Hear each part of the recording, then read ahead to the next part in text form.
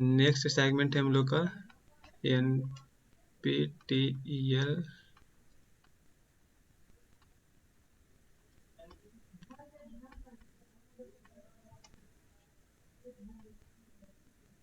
Control system assignment number 8।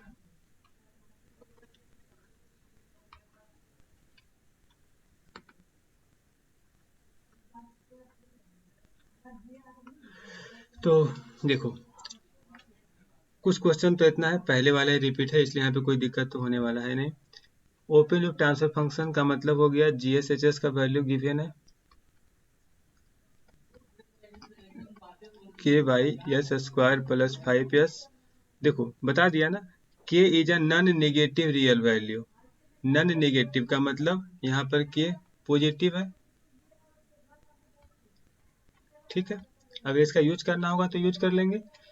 Close loop system या stable, stability खोजना है। स्टेबिलिटी के लिए डायरेक्ट हम कैरेक्टरिस्टिक इक्वेशन पे आते हैं। देखो नेगेटिव फीडबैक, फीडबैक पे ध्यान देना, नेगेटिव फीडबैक है इसलिए 1 + s² + 5s। सर आपका आवाज कट रहा है,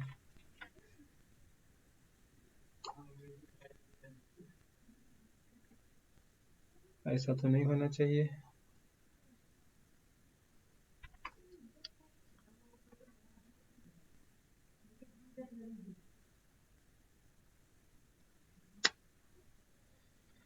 ये क्या हुआ यार।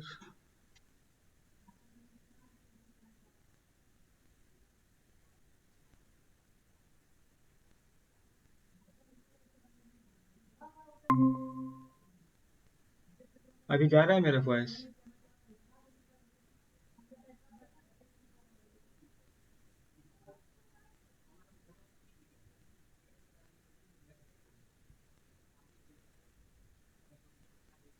अभी भी नहीं जा रहा है?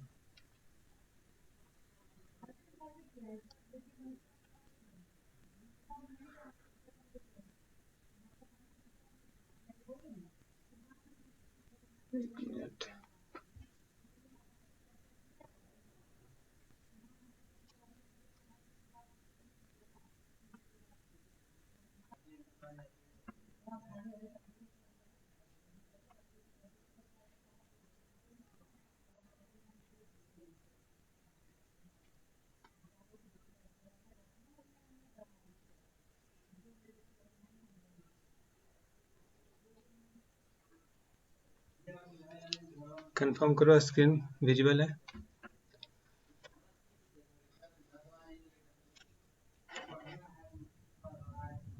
Yes sir. ठीक है फिर। तो फर्स्ट नंबर क्वेश्चन पे थे ना, तो यहाँ पे कह रहा है स्टेबिलिटी चेक करना है, तो कुछ नहीं करेंगे। स्टेबिलिटी इसका हम कैरेक्टरिस्टिक इक्वेशन पे पहले की कैलकुलेट कर लेते हैं। अगर नेगेटिव फीडबैक है तो यहाँ पर प्लस का साइन, अगर पॉजिटिव फीडबैक होगा तो माइनस का साइन। इसका इतना ध्यान रखना है, ठीक है।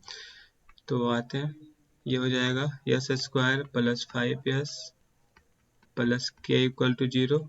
राउ थ्योरी लगाओ, s², s पे पावर 1, ये 0, s² का कोफिशिएंट 1, फिर s पे पावर 1 का कोफिशिएंट 5, फिर k को वापस s² पे रखेंगे, ठीक है। यहाँ कुछ नहीं है तो 0। सॉल्व करो, 5 × k - 1 × 0 / 5 क्या हो जाएगा? k आ जाएगा, ठीक है। तो स्टेबल होने के लिए साइन चेंज नहीं होना चाहिए। अगर 1 पॉजिटिव है तो 5 भी पॉजिटिव ही है, ठीक है, पॉजिटिव रहना भी है हमको।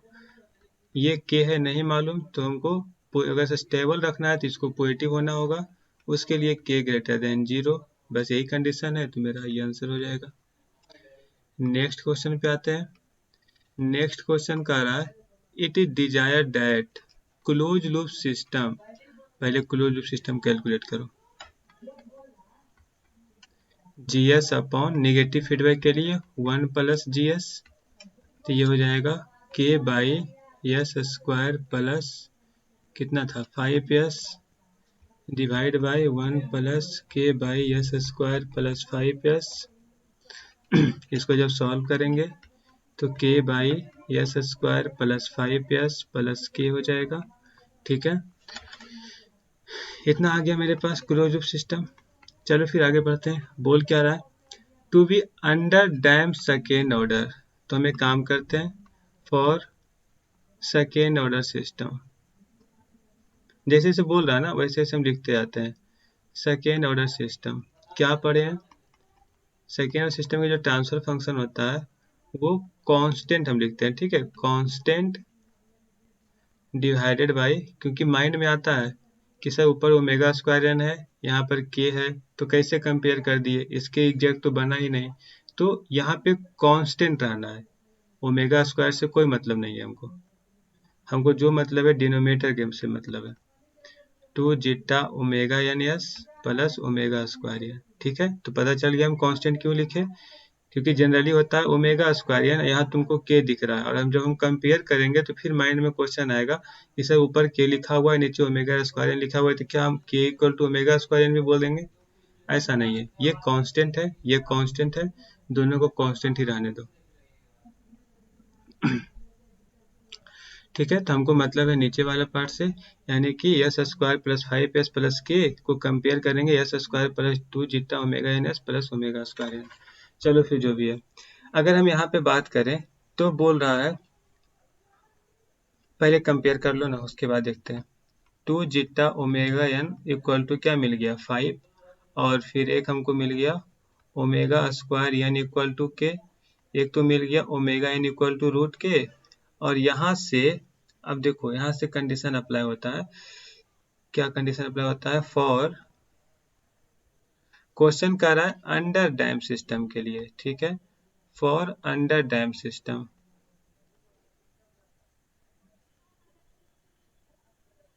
अगर हम अंडर डैम सिस्टम का अगर हम बात करें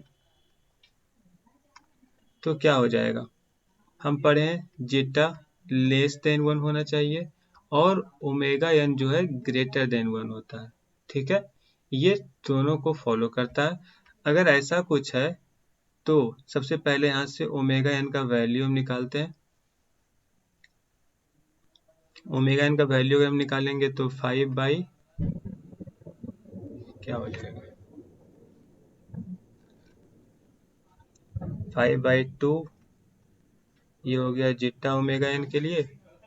और अगर हम ओमेगा एन का अगर हम बात करें, और हमको और कुछ दिया हुआ है, इतना ही चीज़ है ना, एक यहाँ पर ये है, चलो फिर करके देखते हैं।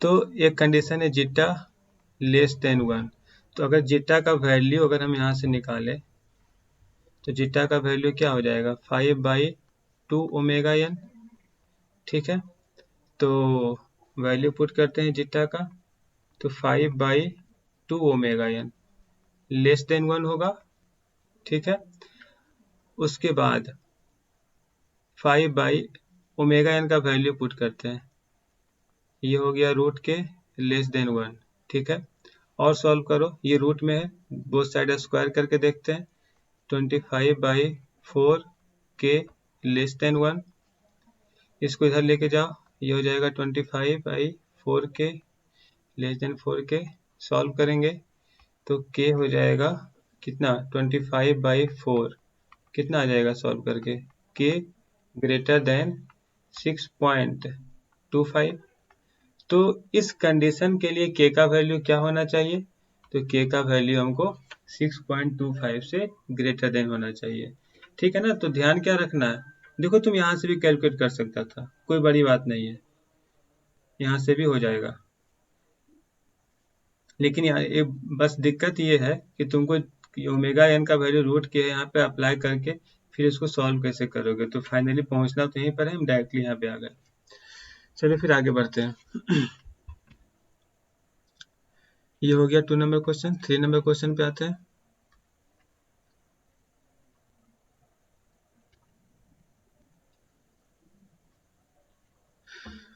What is true about under-damped second-order closed-loop system? Identify in problem 2। देखो फिर से क्या आया था, 2 zeta omega n equal to आया हम लोग को 5 आया था, और omega n equal to root K, ठीक है, तो रूट के का मतलब अब ओमेगा एन का वैल्यू क्या हो जाएगा? अगर हम देखना चाहेंगे तो अगर हम यहाँ पर करें के जो है, देखो यहाँ पर कंडीशन के साथ चलना पड़ेगा, ठीक है, ऐसे अपने मन से नहीं कर सकते। के ग्रेटर देन 6.25, अगर दोनों का रूट करें तो रूट 6.25 करो तो कितना आता है?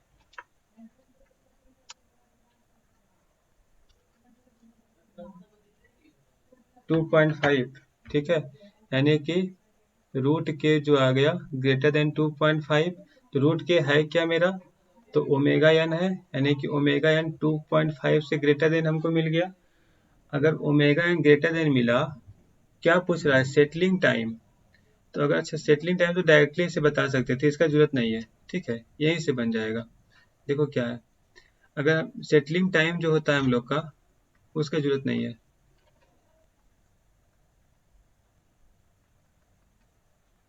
सेटलिंग टाइम हो गया 4t, यानी कि t का वैल्यू 4 जितना ओमेगा एन। तो 4t, देखो कुछ नहीं लिखा है, तो हम मान लिए 2% टॉलरेंस के लिए। टॉलरेंस को ही हम लोग एनर्जी बैंड भी बोलते हैं, ठीक है। तो 4 जिटा ओमेगा एन, टी का वैल्यू 1 जिटा ओमेगा एन। तो जिटा ओमेगा एन का वैल्यू क्या है? अगर हम यहाँ पे बात करें जिटा ओमेगा एन का, तो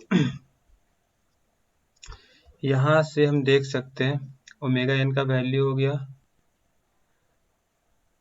और फिर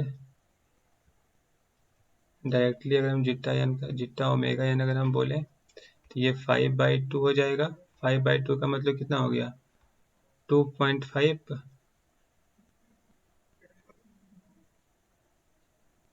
ठीक है, 2.5। एक मिनट, हम क्या ही करें तो बेटर होगा। ओमेगा एन यहाँ से कैलकुलेट कर लिया, हमको चाहिए 4 जिटा ओमेगा एन।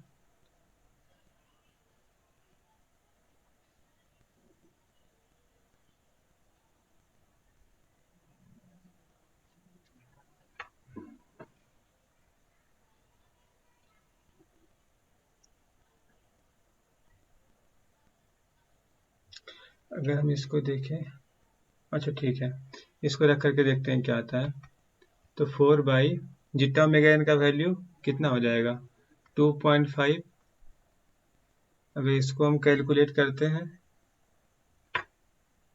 तो 40/25, ये 1.6 आता है, ठीक है। तो मतलब सेटलिंग टाइम जो हम लोग का आया, इसका जरूरत नहीं है, इसको हम इरेज कर देते हैं, इसका जरूरत नहीं है, ये फालतू का कंफ्यूज करेगा। तो 1.6, अब देखो 1.6 आया, तो 1.6 लेस देन 1.5 बोल रहा है, ये तो रॉन्ग हो गया। लेस देन 1 बोल रहा है, ये भी रॉन्ग हो गया। लेस देन 0.5, ये भी रॉन्ग हो गया। लेस देन 2 सेकेंड, तो ये आ जाएगा आंसर, ठीक है। तो थोड़ा सा ध्यान रखना है, तो एग्जैक्ट कैलकुलेशन करना है, अप्रोक्सीमेशन में नहीं भागेंगे, नहीं तो फिर दिक्कत हो जाएगा। तो 3 नंबर क्वेश्चन हो गया। 4 नंबर पे आते हैं। It is desired that the under damped second order close loop system identify in. अब देखो सब कुछ तो मालूम हो ही गया ना, क्या जीटा मालूम हुआ यहाँ से? अगर यहाँ से अगर हम बात करें तो फिर से हमको देखो यही चीज़ तो दिक्कत है, हमको अप्रोक्सीमेशन में चलना पड़ेगा हर एक चीज़ के लिए। क्वेश्चन कहा क्या रहा है पहले उसको देखते हैं। It is desired that under dam second order closed loop system identified in maximum peak overshoot less than 10%, ठीक है। तो कहते हैं ना, फॉर्मूला क्या पढ़े हैं परसेंटेज ओवरशूट के लिए। ये फॉर्मूला एकदम याद रखना, क्योंकि प्रॉब्लम करेगा ना एग्जाम में, तो यही प्रॉब्लम करने वाला है। यहाँ तो हो जाएगा क्योंकि यहाँ तुम्हारे पास साइंटिफिक कैलकुलेटर है, वहाँ साइंटिफिक कैलकुलेटर नहीं रहता है इसलिए ध्यान देना। 1 माइनस जीटा स्क्वायर इंटू 100, अगर इसको हम सॉल्व करें तो 10, ये 100 को इधर लेके आएंगे तो 0.10 e to the power minus pi zeta by root under 1 minus zeta square. लेकिन ये बोल रहा है लेस देन 10%, ठीक है। ये जो है लेस देन है, लेस देन लगा दिए।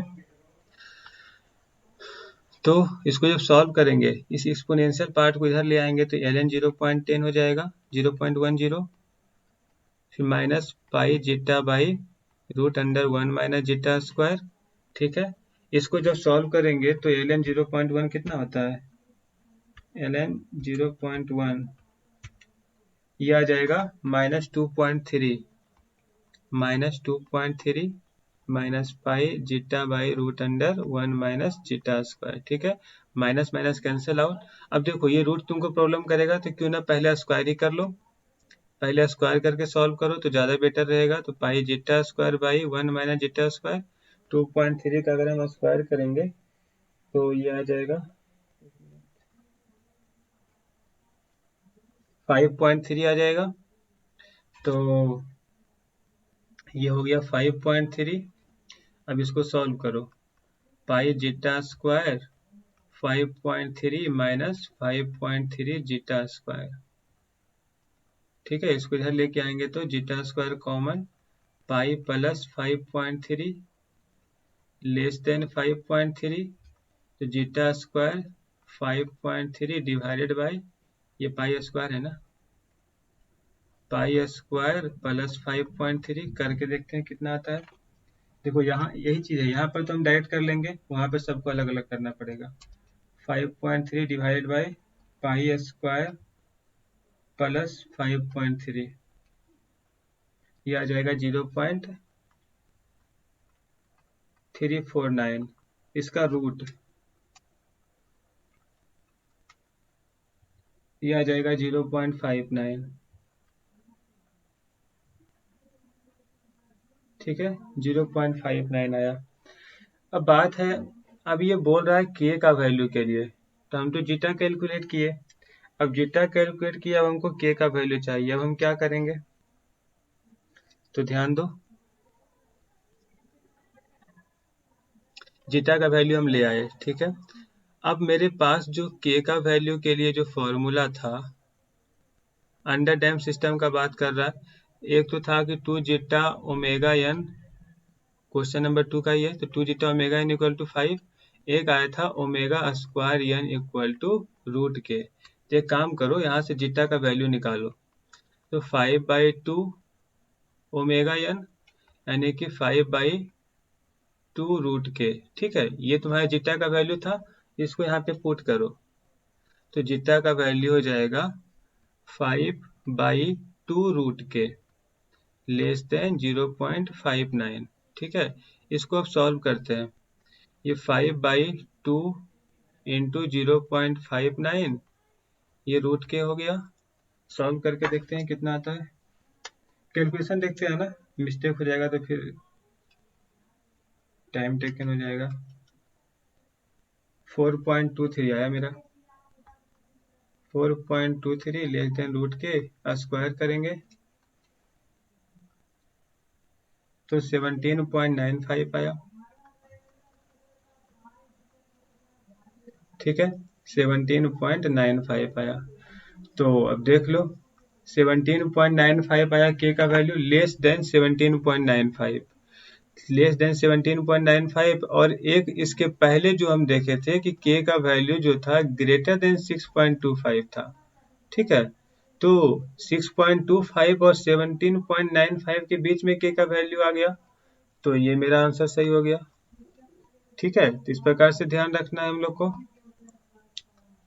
तो प्रॉब्लम कहाँ कर रहा है, ये सब कैलकुलेशन तो किसी न किसी तरह से हो जाएगा, लेकिन ये तभी होगा जब फॉर्मूला याद रहेगा। इसलिए कम से कम फॉर्मूला तो याद ही रखना। और हम पहले ही बोले थे, सेटलिंग टाइम, ये maximum peak overshoot, rise time, फिर डिले टाइम, पीक टाइम, इस पे नहीं भी ना तो टोटल मिला करके तुम्हारा 6-7 क्वेश्चन से ज़्यादा ही आएगा, उससे भी ज़्यादा आएगा, क्योंकि अलग अलग टाइप का क्वेश्चन।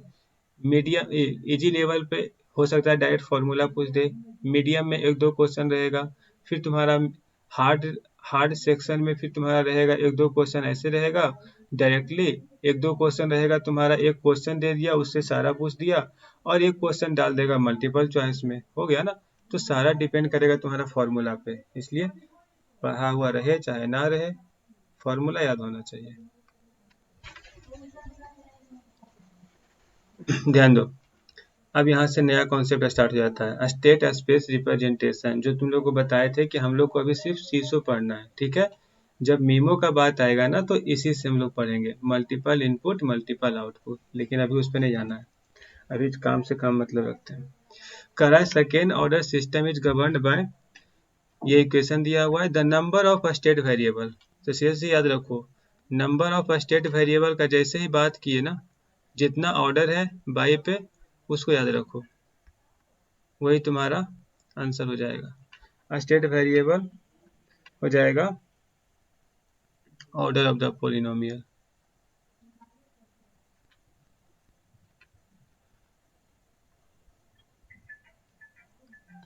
ठीक है, यानी कि हाईएस्ट ऑर्डर क्या है, हाईएस्ट ऑर्डर तुम्हारा 2 है, तो इसका आंसर 2 हो जाएगा। नेक्स्ट क्वेश्चन पे आते हैं, उसी क्वेश्चन का बात कर रहा है तो उस क्वेश्चन का इक्वेशन लिख लेते हैं, y double dot t minus 4 y dot T, by double dot t minus 4 5 number by sir dot छूट टी। गया क्या अंकित, सर, 5 नंबर नहीं बता। छूट गया? अच्छा, एक क्वेश्चन रह गया, देख लेते हैं। Which one of the following statement is true about locus of the closed loop poles? तो कर लो ना फाइंड, क्या था इक्वेशन, लोकस का बात कर रहा है, इक्वेशन क्या था इसका,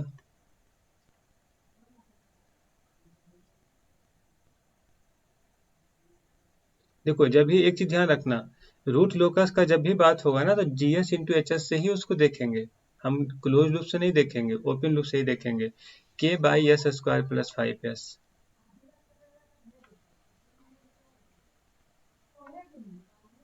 यानी कि यहाँ पर देखते हैं, ये by S square plus 5s है, ठीक है, ध्यान देना। अगर हम यहाँ पर इसको लिखे K by s into s plus 5, poles क्या क्या हो गया, पोल्स है 0 और -5, ठीक है, जीरोस तो है नहीं, एक्सिस पे अगर दिखाएंगे तो एक यहाँ होगा और एक यहाँ होगा। अच्छा, ये क्या था,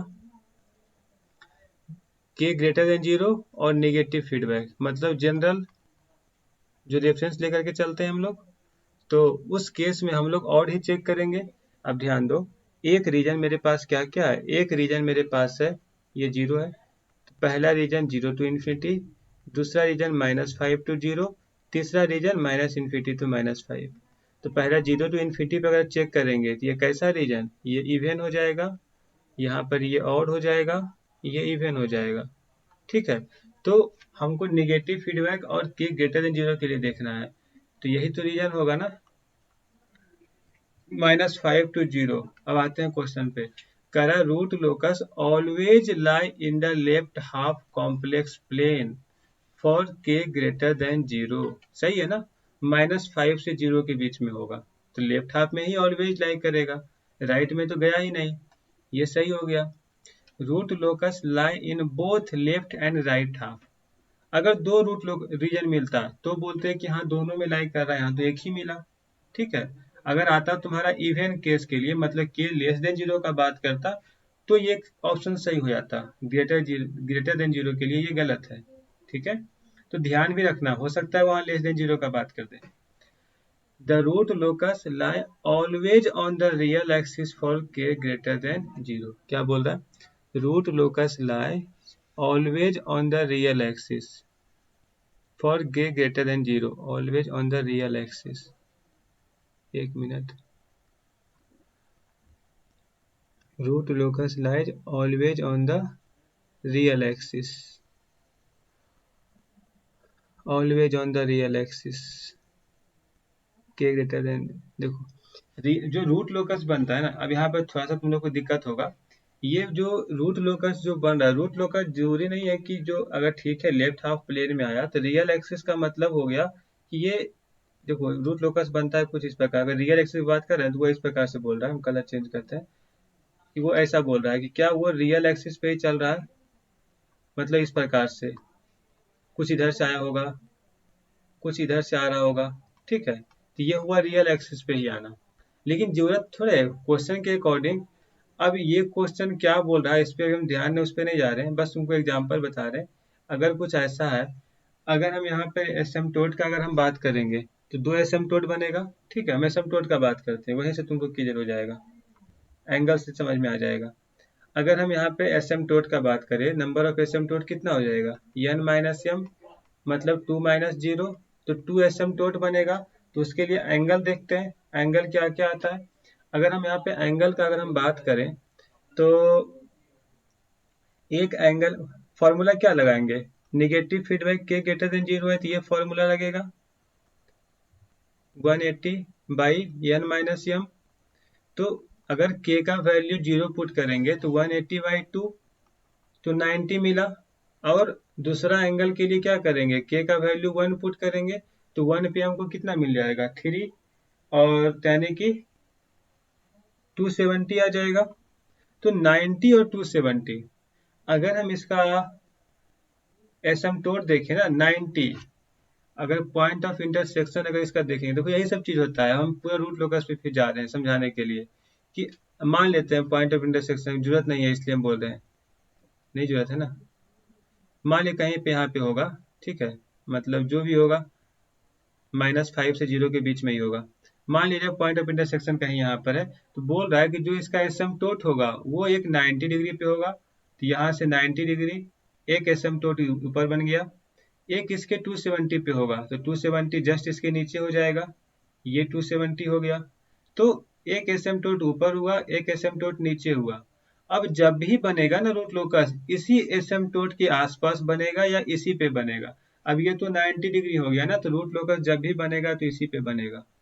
और ये पोल्स है, तो ये देखो ये तुमको एरो जो दिखा रहे हैं ना, यही ब्रेक आउट पॉइंट हो, ब्रेक अवे पॉइंट हुआ, ऊपर की ओर शो कर रहे हैं, तो इसमें ब्रेक अवे पॉइंट बना क्योंकि पोल्स था।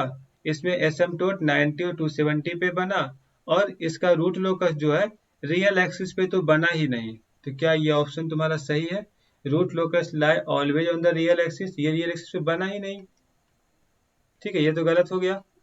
Root locus lie always on the imaginary axis, imaginary axis पे गया क्या, ये जाता कब, जब ये इधर से पास करता, ठीक है, तो ये तो रियल एक्सिस को भी पास कर रहा है, और ये 90 डिग्री की ओर इन्फिनिटी की ओर मूव कर रहा है, कभी इस एक्सिस को क्रॉस नहीं कर रहा, ठीक है, तो ये भी रॉन्ग हो गया।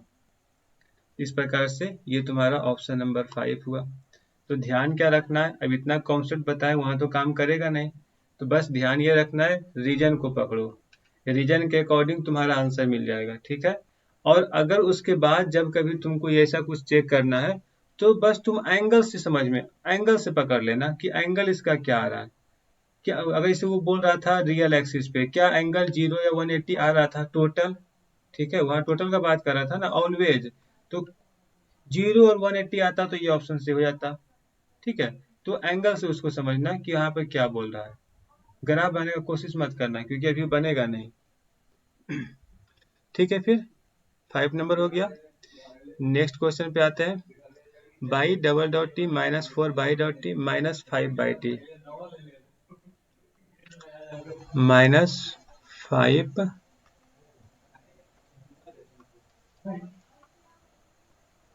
बाई टी इक्वल टू कितना था 2ut, यही था ना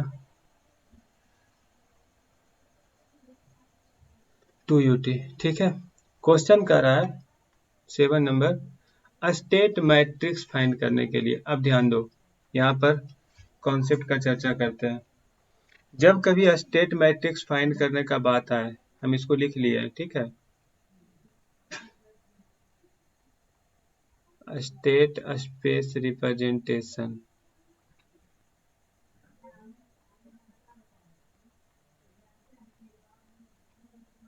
ध्यान दो ये जो भी लिखा हुआ है, ये जो स्टेप बता रहे हैं, ये सब में एग्जिस्ट करेगा, सब में यही काम करना है।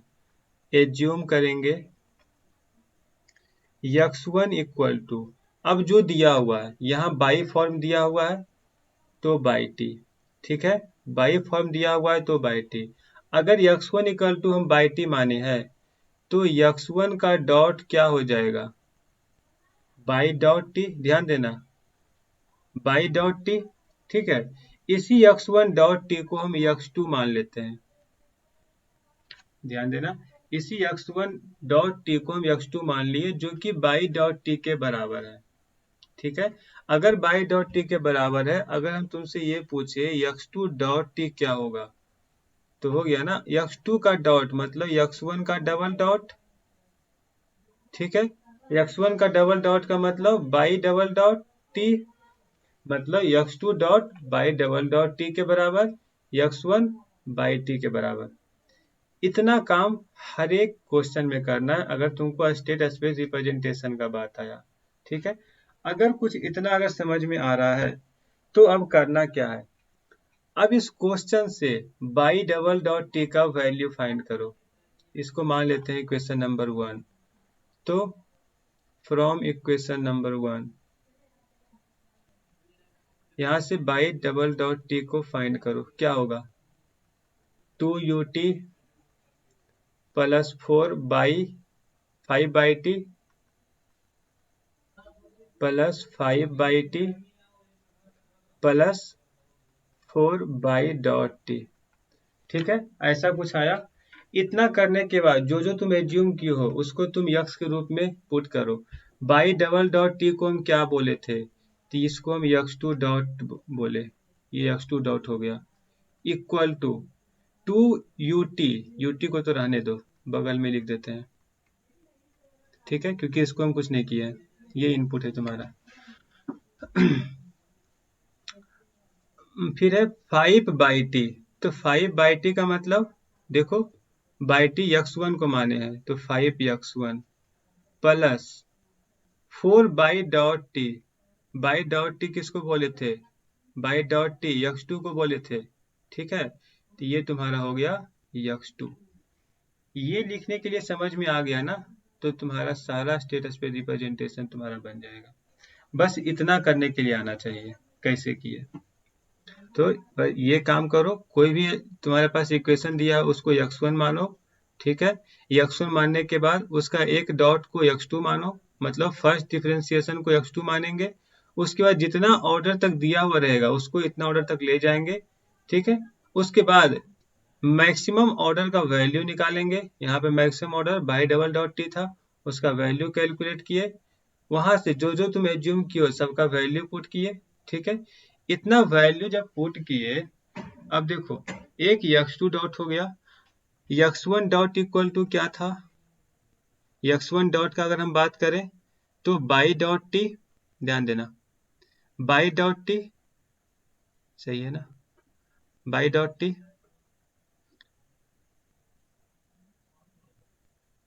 अच्छा x2 का बात हो रहा है ना, x2 का x2 इक्वल टू क्या हो गया, x1 dot T equal two by dot T, ऐसा कुछ आया।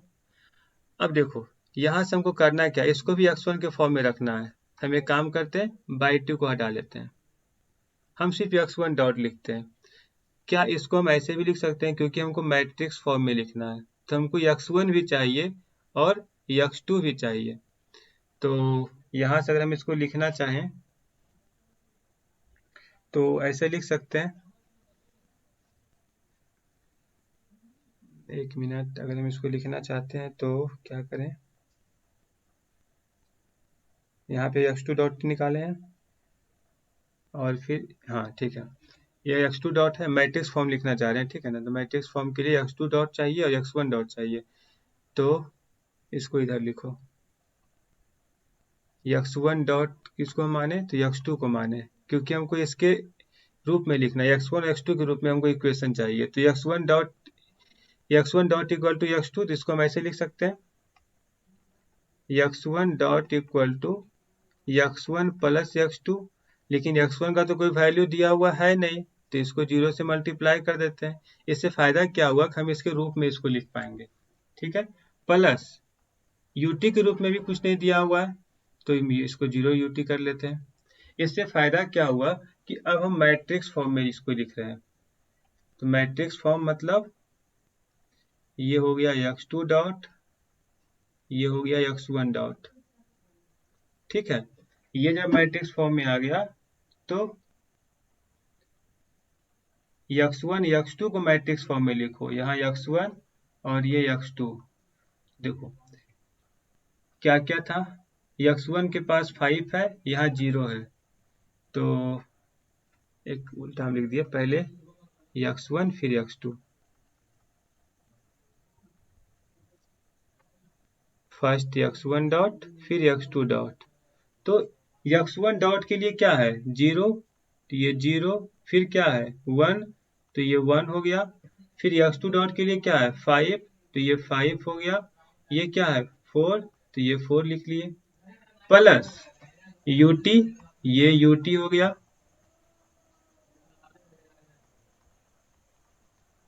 इसका अगर हम मैट्रिक्स लिखेंगे ना, तो ये इसके 2 हो जाएगा और यहाँ पर 0 हो जाएगा।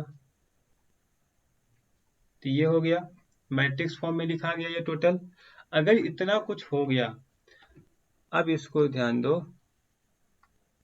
ये तुम्हारा कहलाता है स्टेट मैट्रिक्स।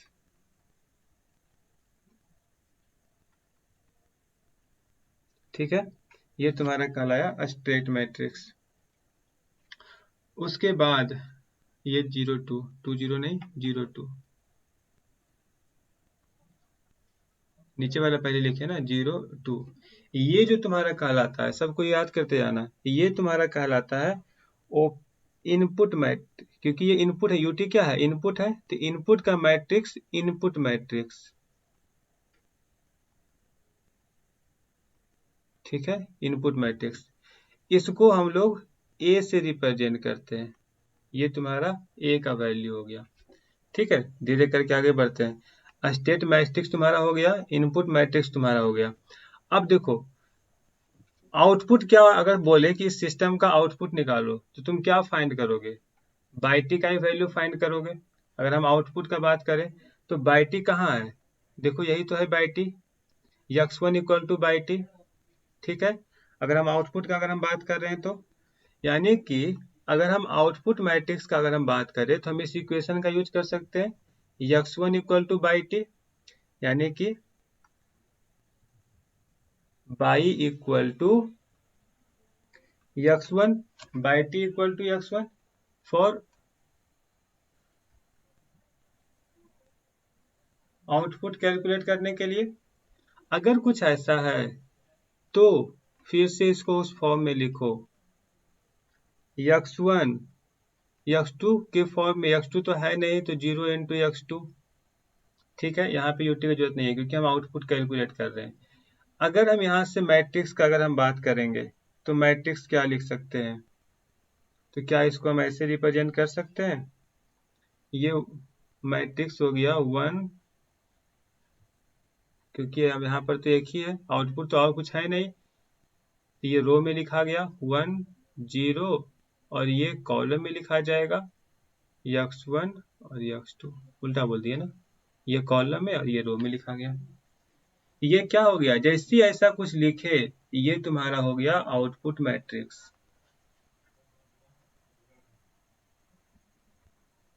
देख लो क्या किया, स्टार्टिंग से बताते हैं। सबसे पहला स्टेट स्पेस रिप्रेजेंटेशन के लिए जो भी इक्वेशन दिया हुआ है, अगर बाई टी और एक्स टी के फॉर्म में दिया हुआ है, तो जो आउटपुट तुमको कैलकुलेट करना है उसको तुम x1 मान लो। बाई टी था, बाई टी को x1 मान लिए। ठीक है, highest order second highest order है। ठीक है, मतलब हाईएस्ट ऑर्डर मेरे पास 2 है तो 2 तक जाएंगे। एक बार x डॉट 1 किए तो उसको बाई डॉट टी मार्क हो गया। ठीक है, अगर एक बार डिफरेंशिएट करेंगे तो बाई टी को भी डिफरेंशिएट करना होगा, ये बाई डॉट टी हो गया, उसको हम x2 माने। ठीक है, उसके बाद एक और आगे जाना था तो फिर से इसको एक डॉट हम माने, x2 डॉट, x2 डॉट का मतलब x1 डबल डॉट, वो किसके इक्वल, तो बाई डबल डॉट टी के इक्वल। जब ऐसा कुछ हो गया तो अब हम क्या किए, बाई डबल डॉट टी का वैल्यू कैलकुलेट किए। उसको कैलकुलेट करने के बाद सबका वैल्यू हम पुट किए, by double dot T x2 dot 2 ut को रहने दिए क्योंकि वो इनपुट था। फिर 5 बाई टी को 5x1, 4 बाई डॉट टी को 4x2, जैसे से था उसको हम इस प्रकार से लिख लिए। उसी प्रकार से हमको एक इक्वेशन और खोजना था, जब x2 डॉट है x1 डॉट को खोजते हैं, x1 डॉट के लिए देखें कि कुछ x2 लिखा हुआ है तो x2, लेकिन यहाँ पे x1 प्लस x2 चाहिए तो क्या कर सकते हैं, एडजस्ट कर लिए 0 dot x1 plus 1x2 plus 0 ut। इतना करने के बाद हम उसको मैट्रिक्स फॉर्म में लिख लिए x1 डॉट लिखा हुआ है, ठीक है, x1 डॉट और x2 डॉट। तो ये दोनों का मैट्रिक्स जब कंपेयर किया, मतलब ये इक्वेशन 1 और ये इक्वेशन, ये 2 और ये 3, ठीक है। तो 2 और 3 को जब हम मैट्रिक्स लिखना स्टार्ट किए, देखो 2 में 0 1 था तो 0 1 छाप दिए, यहाँ 5 4 था तो 5 4 छाप दिए, ठीक है। उसके बाद ये x1 x2 लिखे, उसके बाद इनपुट वाले पार्ट को लिखे 0 और 2 तो 0 और 2, फिर यहाँ ut लिखा गया, ठीक है। तो यहाँ पे जो आया तुम्हारे x1 x2 के साथ जो मैट्रिक्स आया उसको स्टेट मैट्रिक्स बोले, इनपुट के साथ जो मैट्रिक्स आया वो इनपुट मैट्रिक्स हुआ, आउटपुट के साथ जो मैट्रिक्स आया, जो आउटपुट था bye t equal to x1, उससे जो मैट्रिक्स मिला वो आउटपुट मैट्रिक्स हो गया, ठीक है। इतना अगर ध्यान में हो रहा होगा, देखो अब ऑप्शन मिला, स्टेट मैट्रिक्स क्या क्या आया, मैट्रिक्स में वो आया 0 1 और 5 4, ठीक है, ये 0 1 और 5 4 हो गया, एक ये ध्यान में रखो। और ऐसे भी ध्यान रखो ना, स्टेट मैट्रिक्स में अगर याद रखने के लिए वो 0 1 ही रहेगा जनरली, ठीक है, लेकिन फिर भी कॉन्सेप्ट के साथ रहेगा तो गलती का चांस कम रहेगा। अब है करा eigen value of state matrix. Eigen value हम लोग क्या पढ़े हैं, तो आइगन वैल्यू हम लोग पढ़े हैं ना, कोई भी आइगन वैल्यू कैलकुलेट करना है तो लेमडा आई माइनस जो मैट्रिक्स है, बोले थे उसको ए बोलते हैं, तो lambda I minus A equal to 0 करते हैं, यही तो आइगन वैल्यू का फॉर्मूला होता है, पढ़े होगे कैलकुलेट करने के लिए। तो कैलकुलेट करो,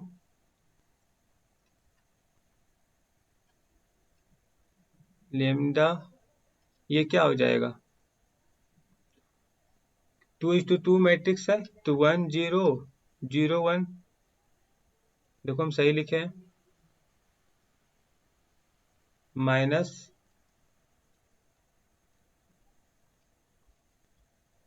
0 1 और 5 4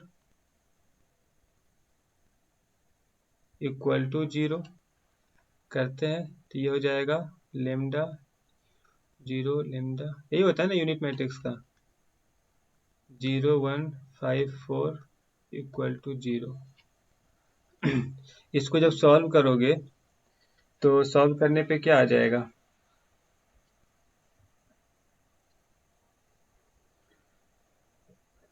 सॉल्व करो तो ये हो जाएगा लेमडा माइनस, सर ए माइनस लेमडा आई होगा ना, क्या फर्क पड़ता है उससे मौसम, ए माइनस लेमडा आई बोलो चाहे लेमडा आई माइनस ए बोलो, समझ में आया, माइनस कॉमन ले लेंगे क्या फर्क पड़ेगा, ठीक है, क्लियर है या फिर से बताएं। अब ये दोनों को सब्ट्रैक्ट कर रहे हैं, ये लेमडा हो गया और ये 0 माइनस 1 हो गया और ये 0 माइनस 5 हो गया और ये 4 लेमडा माइनस 4 हो गया। देखो अगर हम यहाँ से माइनस कॉमन ले लोगे तो 1 minus lambda I equal to 0, minus A चला गया, कोई फर्क नहीं पड़ा, ऐसे रखो चाहे वैसे रखो, कोई दिक्कत नहीं है, जैसे याद है उस तरह से कैलकुलेट करो, आंसर वही आएगा। इतना करने के बाद अब क्या कर सकते हैं, अब हमको वैल्यू कैलकुलेट करना है तो निकालो डिटरमिनेंट, तो आ गया लेमडा माइनस 1, ये माइनस 5 और फिर लेमडा माइनस 4,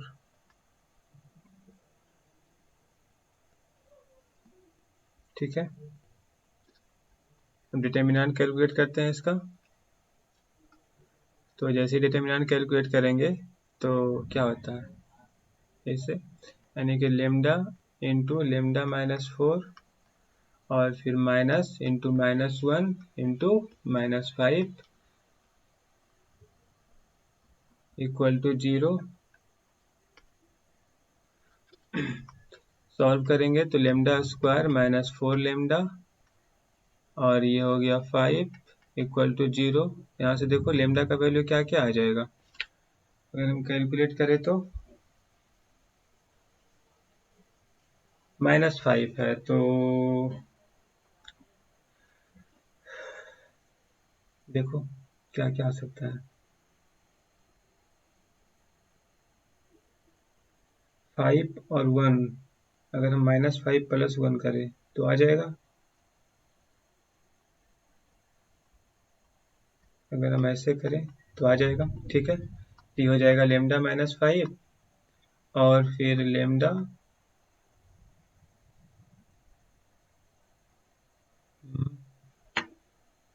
+1,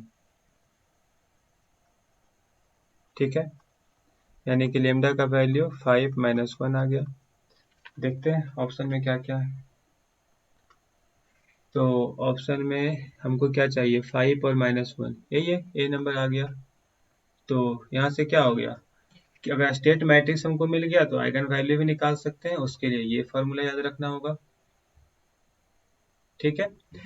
उसके बाद का क्वेश्चन कह रहा है input vector of the state specialization problem number 6। उसी क्वेश्चन का इनपुट वेक्टर बताओ। अभी बताए 02, कहाँ गया 02, ये हो गया। 10 नंबर क्वेश्चन पे आते हैं। 10 नंबर क्वेश्चन क्या कर रहा है, आउटपुट वेक्टर। आउटपुट वेक्टर अभी बताए, कहाँ गया, ये है 1 0, 1 0 कहाँ है, ये यहाँ पर आ गया 1 0, ठीक है। ये मेरा आउटपुट वेक्टर हो गया। उसके बाद 11 नंबर क्वेश्चन का अगर हम बात करें, ये क्या बोल रहा है, using the relationship between the transfer function and the state specialization. देखो भूल जाओ ये क्या लिखा हुआ है, ठीक है। अभी के लिए जब रिटर्न सेमेस्टर का बात होगा ना तब ध्यान रखना है, अभी के लिए भूल जाओ। तुमको सिर्फ ट्रांसफर फंक्शन चाहिए, बाकी से मतलब नहीं है कैसे क्या होता है, लेकिन हाँ हम फॉर्मूला बता देते हैं। फॉर्मूला बता देते हैं लेकिन उससे बनाना नहीं है।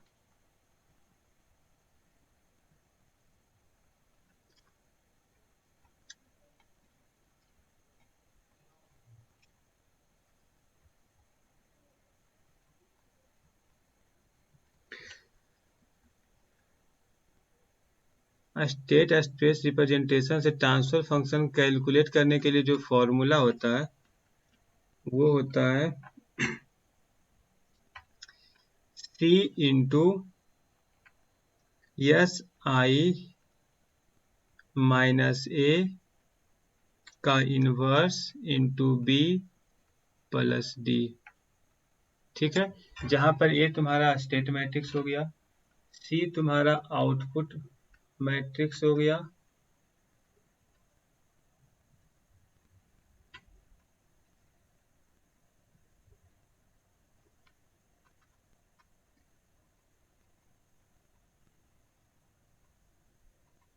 ये तुम्हारा ओपन मैट्रिक्स हो गया, ठीक है। ये सब जगह ध्यान रखना है। एक मिनट एक मिनट एक मिनट एक मिनट एक मिनट, हाँ ठीक है। डी तो इस क्वेश्चन में डी है नहीं, इसलिए डी का यूज हुआ नहीं। तो ये थोड़ा सा लेंदी पड़ जाएगा, ठीक है। इस मेथड से बनाने के लिए ना, इस मेथड से बनाओगे थोड़ा लेंदी पड़ जाएगा।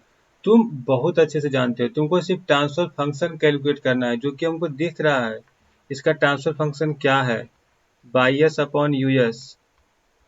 तो क्यों इतना समय देंगे, 2/(s² -4s-5) मेरा डायरेक्ट आंसर ही आ जाएगा। तो उतना समय नहीं देना है, ये क्या लिखा है नहीं लिखा है, हमको ट्रांसफर फंक्शन चाहिए, तो हम जो जानते हैं उसके अनुसार जाएंगे, ठीक है। अगर यही सेमेस्टर का बात होता तो हमको बनाना पड़ता इस मेथड से। इसमें क्या होगा, पहले एस आई कैलकुलेट करोगे, फिर ए के साथ सब्ट्रैक्ट करोगे, उसका इन्वर्स निकालोगे, बी फिर उसको सी के साथ उसको मैट्रिक्स निकालोगे, फिर बी के साथ निकालोगे, फिर डी के साथ ऐड करोगे, बहुत समय जाएगा, जरूरत नहीं है उसका। नेक्स्ट क्वेश्चन पे आते हैं। क्या कह रहा है next question, consider a stable LTI system. ध्यान देना, consider a stable LTI system that is provided with a sinusoidal input having a frequency of 20 Hz. Then the corresponding steady state output would be sinusoidal having a... देखो LTI system का जब बात करते हैं, जब कोई सिस्टम LTI होता है तो बस इतना ध्यान रखो ये लीनियर है, साथ में टाइम इनवेरिएंट है, ठीक है ना। इतना ही तो बात कर रहा है और तो कुछ बात नहीं कर रहा। तो यहाँ पे कह रहा है कि जो भी हम यहाँ पर स्टडी साइनोसॉइडल इनपुट दिए, इनपुट में जो भी साइनोसॉइडल इनपुट दिए, मान लेते हैं वो ए साइन ओमेगा टी दिया, ठीक है, ए साइन ओमेगा टी दिया, तो आउटपुट में जो भी होगा ना वो ए चेंज करेगा मानते हैं, लेकिन ये ओमेगा वही रहेगा क्योंकि सिस्टम एलटीआई है। ये जब भी आएगा तो बी साइन ओमेगा टी के फॉर्म में आएगा, मतलब ओमेगा चेंज नहीं होगा। इसी प्रकार से यहाँ पे फ्रीक्वेंसी एग्जैक्ट सेम रहेगा एलटीआई सिस्टम के लिए। हाँ, अगर एलटीआई सिस्टम नहीं रहता तो अलग बात था, लेकिन अगर एलटीआई सिस्टम है तो फ्रीक्वेंसी मेरा वही रहेगा, ठीक है। तो इस क्वेश्चन का आंसर मेरा क्या होगा, 20 हर्ट्ज बोल रहा है तो 20 हर्ट्ज ही आएगा, 20 हर्ट्ज ऑप्शन हो जाएगा इसका। फिर नेक्स्ट क्वेश्चन कर रहा है ट्रांसफर फंक्शन, ये प्लांट तुम्हारा दे दिया है, magnitude of sinusoidal transfer function किसके लिए, 1 रेडियन के लिए। तो जब भी कभी ऐसा आएगा तो पहले क्या करना है, जो भी तुम्हारे पास ट्रांसफर फंक्शन गिवन है s+2/s+1, तो पहले इसको j ओमेगा के फॉर्म में तोड़ो, ठीक है, उसका मैग्नीट्यूड निकालो, इसका मैग्नीट्यूड निकालेंगे तो ये हो जाएगा ω²+4/ω²+1, ठीक है। अब ओमेगा का वैल्यू क्या पुट करेंगे, 1 पुट करते हैं, ये आ गया 1+5/1+1, तो कितना आ जाएगा, √6/2, सही है ना। देखो तो सही है कैलकुलेशन, 1+4 होगा ना सर। हाँ तो वही क्या गलत कैसे हो रहा है कि ऑप्शन ही नहीं मैच कर रहा था। 1+4 तो ये हो गया √5/2, इसको सॉल्व करेंगे तो शायद ये आंसर मैच कर जाएगा, तो यही ध्यान रखना है।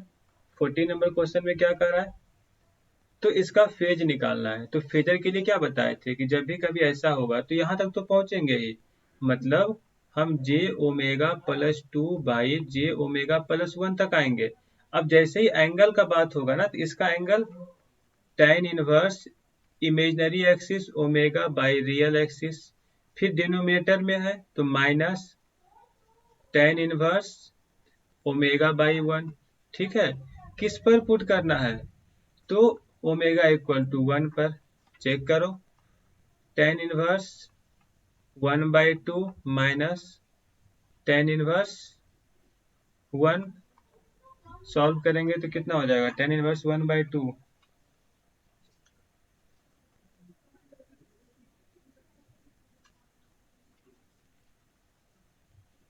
26.56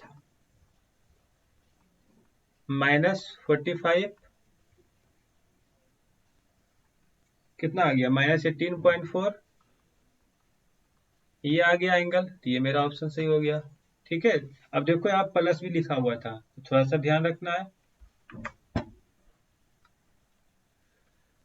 15 नंबर क्वेश्चन पे आते हैं, ये क्या बोल रहा है, रेशियो ऑफ मैग्नीट्यूड, दोनों का मैग्नीट्यूड निकालना है, मतलब था क्या, √ω²+4/√ω²+1 था, यही था ना। तो एक बार 10 के लिए और एक बार 1 के लिए,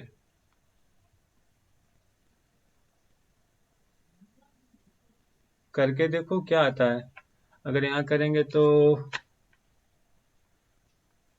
100+4 हो जाएगा और ये 100+1 हो जाएगा और ये इसका तो अभी कैलकुलेट ही किए हैं, डायरेक्ट लिख ले, कितना आया था कैलकुलेट करके,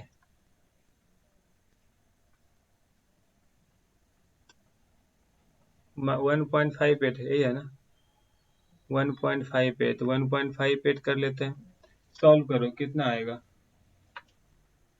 तो रूट अंडर 104/1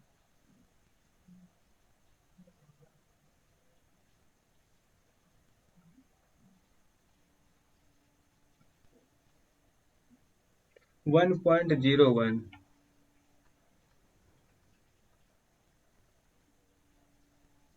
कितना आता है डिवाइड बाय 1.58 0.64। अब देखो यही सब चीज होता है, धीरे धीरे आगे बढ़ रहे हैं। इतना कुछ आया ना, अगर मान लिया तुम्हारे पास समय नहीं है तो तुम अप्रोक्सीमेशन करके भी आंसर बता सकता था। इसमें क्या है, अगर हम बोले 104 है या 100 है, एग्जैक्ट थोड़ा सा अंतर खाएगा तो हम इसको 10 नहीं बोल सकते, इसको भी 10 बोल सकते थे। तो 1 आ गया, 1/1.558 का ही कैलकुलेशन करना है, और ये तुमको करना होगा। बोर्ड प्लॉट में हम यही करने वाले हैं, सिर्फ अप्रोक्सीमेशन। ठीक है, तो बोर्ड प्लॉट सिर्फ अप्रोक्सीमेशन पे ही चलेगा। तो ऐसा नहीं है कि अप्रोक्सीमेशन करेंगे तो आंसर गलत हो जाएगा, चलेगा, यहाँ पर कोई तरह का दिक्कत नहीं है। जहाँ कर सकते हैं वहाँ अप्रोक्सीमेशन से ही चले जाओ, कोई दिक्कत नहीं है। तो ये असाइनमेंट मेरा कंप्लीट हो गया 15। तो असाइनमेंट नंबर 8 भी कंप्लीट। अब बोलेगा तो